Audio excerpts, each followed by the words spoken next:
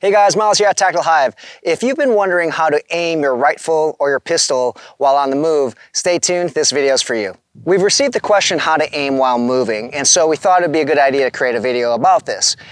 What I'm going to share applies to rifle or pistol. There's really no magic behind this. It's just applying some fundamentals and then practicing everything. I'm going to share a few tips. Now, there might be a lot more tips out there, but these are tips that have helped me, and I'm sure they're going to help you out as well. I'm going to use a pistol for the most part for this entire video to demonstrate, just because it's easier to handle, but I will also break out the rifle as well.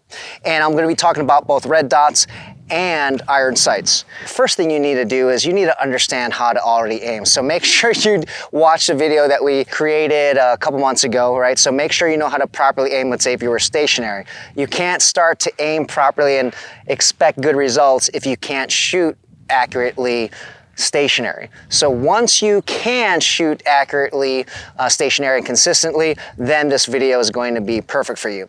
That being said, everything in the video about aiming when you're stationary also applies when you are moving. But there are a few things you have to consider. First, when you're moving, you're going somewhere. You're going from point A to point B. So you need to actually look where you're going. And if you were shooting on the move, there's most likely a threat, something you need to shoot at. So you would want to pay attention to that threat or that target if you're doing competition shooting.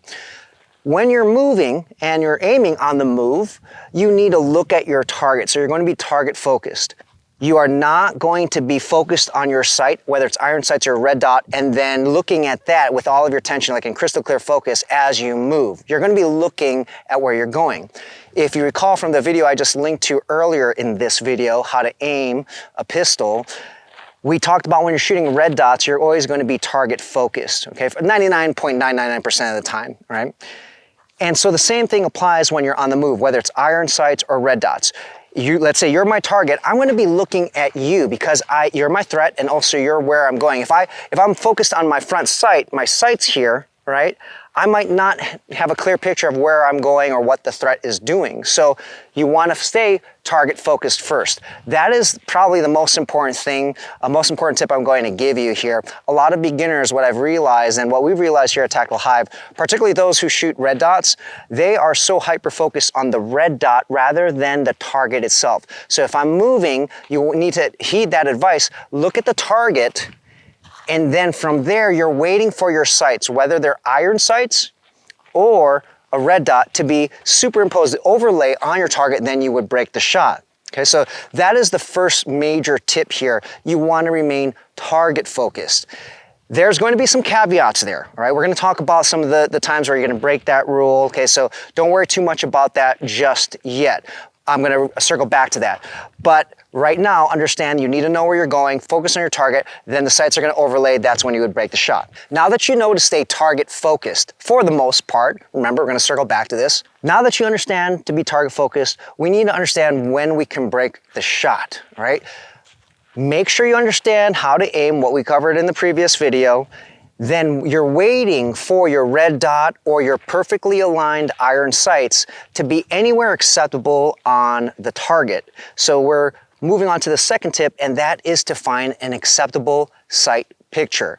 If I need to hit anywhere here in my torso here, the red dot can be anywhere and it can break the shot. If it's iron sights, those perfectly aligned sights can be anywhere here, then it can break the shot. You're not looking for your sights to settle.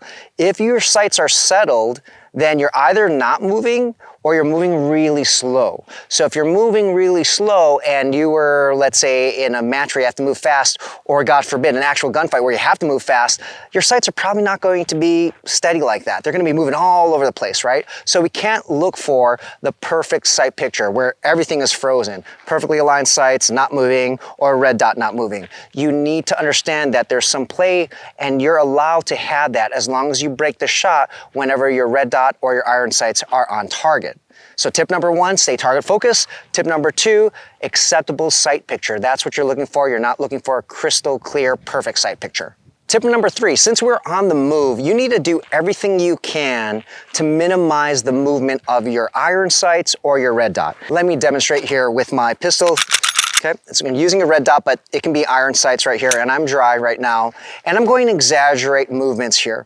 Because we are on the move, the chances of our sights moving all over the place are much greater than, when we're stationary.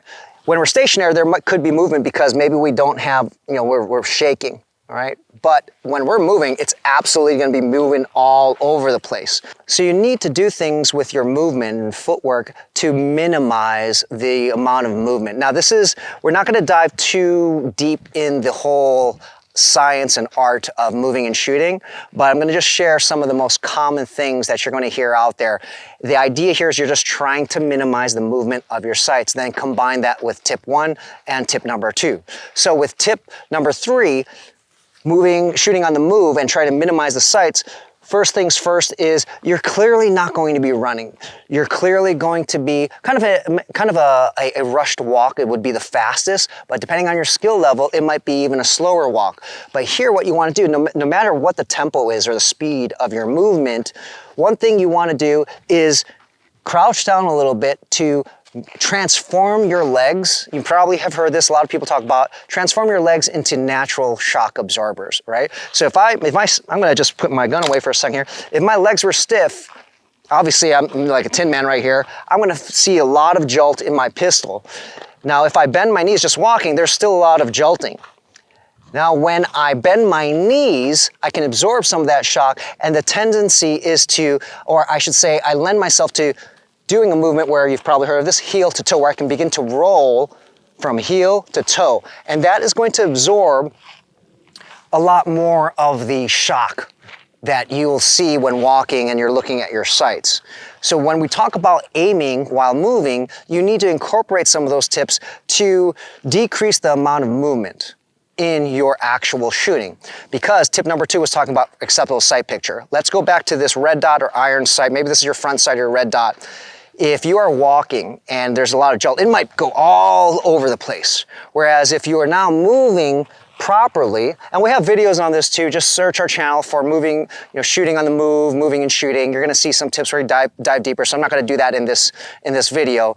But the idea is when you apply some proper technique, instead of this all over the place, it might stay within your target zone, then you can break the shot, all right? So 3 tips: target focused, acceptable sight picture, and proper movement when you want to steady your sights. Okay, use your legs as natural shock absorbers. Now what I want to do is circle back to the 3 tips and just kind of dive into a few things a little bit more. So the first tip I talked about, you're going to be target focused, right? You need to know where you're going. But I mentioned that sometimes 99.99% you're going to be target focused. But let's say it was a hard shot and you needed to make that shot on the move for whatever reason. Use your imagination, whatever it is.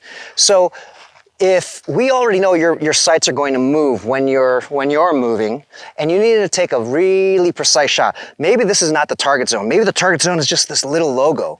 That might be the time where you actually have to really slow down or perhaps even stop. Okay? So you need to determine, or you need to gauge things based on your skill level, right? If you're very advanced and you shoot very well, then maybe you can keep on doing this on the move. If your footwork's good, everything is good, then it's fine, okay? So just keep that in mind that you're gonna be target focused, but sometimes you may need, in these situations where it's a really hard target, you may need to look at the target, then at the last second, change your focus to your red dot or your iron sights to ensure that your sights are on target, then break the shot, okay? Whereas if it's a bigger target, you don't need a crystal clear sight or a crystal clear red dot on your target to break the shot. You're just looking for an acceptable sight picture. Your sights can be blurry as long as you're on here. If it's a harder target, you need a crystal clear front sight or a crystal clear red dot, then break that shot. Number 2, with acceptable sight picture, one drill that you can use that's going to be very helpful, and I'll demonstrate this as well, is the figure 8 drill. And you could use any other drill that's similar, okay? I'm just gonna use figure 8. Figure 8 drill, I'm dry here with a red dot here, is the idea, I'm actually gonna point here, I'm dry. So let's say you are my target, whatever it is, but you are the target zone. It could be at any yardage you want, any distance you want based on your skill level. But what you're doing is you're going to, let's say right there, the camera lens is my target. I have the red dot right on you right now, but we know that when you're moving, there's gonna be a movement. So I'm gonna do a figure 8. And my goal is to stay looking at you. My eyes are looking at you, Okay, I'm not looking at my red dot. But once my red dot passes the lens, I break the shot. Bang, bang, bang, bang. That's going to begin to teach you, whether it's iron sights or red dot, that's going to begin to teach you that you do not need perfect sight picture. You just need to see a glimpse of that, depending on the distance of the target and the difficulty of the target. But you don't need to see a crystal clear red dot or crystal clear iron sights. It just has to be on the target zone, then you can break the shot. So you can start off slow, really slow. Notice how I'm doing this, I'm really slow, but I'm not looking at my dot. I'm waiting for it to overlay on you, then I break the shot. You can do this dry, and you can do it live, okay? And I will demonstrate a little bit later, okay? One thing to note though is, once you got this, that's when you speed up. Because this is simulating movement. This is simulating the movement when you're moving forward, for example. Typically, you're going to see some type of figure eight motion. You may have learned a different type of drill to simulate the movement, but that's going to help you out immensely. And it doesn't matter if you're using rifle or pistol, you're doing the same exact thing. So I'm going to demonstrate this real quick with rifle using one of the steel plates back there, probably about 40 yards. And I'll do it gradually, how it would start, and then increase the speed. So here I am, I'm going to demonstrate this drill and that steel silhouette back over there. I'm going to do this with a rifle, but like I said, same thing applies with pistol, and it doesn't matter if it is a red dot or iron sights. So I'll talk my way through this. I'm already live, so I'm going to talk about this live. You could do this dry if you want to, rack the slide, you know, the bolt, whatever you want to, so that you can break a dry fire shot. I'm just going to go directly live and you'll get the idea here. First things first is you want to get your good stance, everything's good. I'm not going to shoot right now, but I'm just going to talk about this first. You would get your red dot or your iron sights right on the target.